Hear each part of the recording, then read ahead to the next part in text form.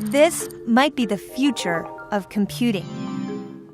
This is what the world could look like with Magic Leap, a new technology which stands to upend the way we work, communicate, and play. We've created a digital light field signal that mimics how the world, the visual part of the world, like really interfaces or talks to your brain.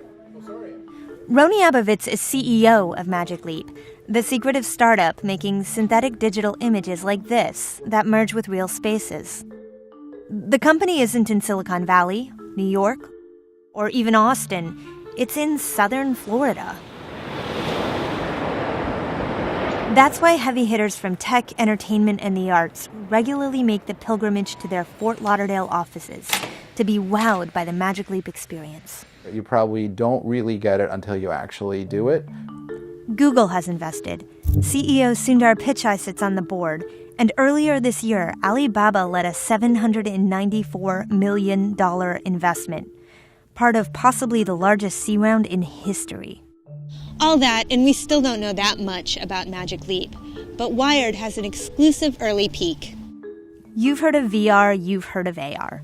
Well, Roni is working on something that he calls MR, mixed reality.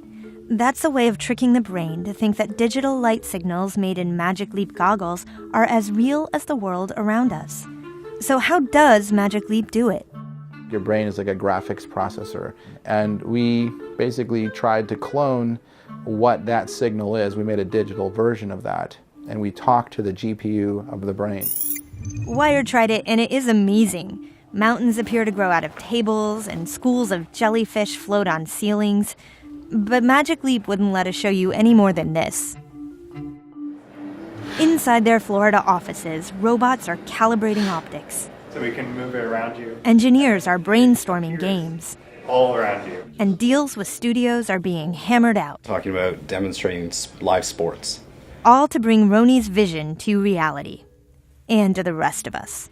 At the heart of the technology is this photonics chip. Whatever you do, don't call it a lens. Magic Leap won't, and it says it won't disclose what the final goggles will look like, or even if they're goggles. It's a three-dimensional wafer-like component that has very small structures in it, and they manage the flow of photons that ultimately create a digital light field signal. Sounds complicated, doesn't it? Even the people building this technology have a hard time explaining what it is and what it's like to experience it. This might sound a little strange, but I think it's like dreaming with your eyes open. You're just so convinced that what you're seeing in front of you that you know is sort of unreal. You know that it feels so real. Everest conquered. The New Zealander Edmund Hillary got his first mail and congratulatory telegrams. I think of the metal and chrome that we make is awesome, right? I mean, it reflects photons into your retina and does all these crazy, crazy awesome things. But the most important thing is what happens when you put it on. Right.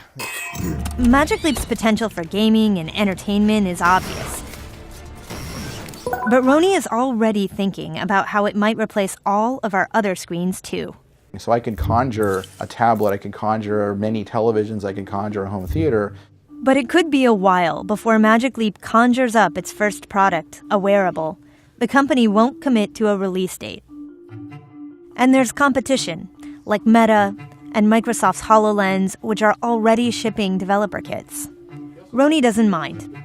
He's willing to wait until Magic Leap is perfect. Then, he says, computing in space will feel completely natural. That to me is the real Magic Leap. Like you've crossed through the looking glass, you're on the other side, and there's talking white rabbits and Alice is there, and it's pretty cool. Or maybe it's jellyfish pulsing across the ceiling. For now, you'll have to take a magic leap of faith.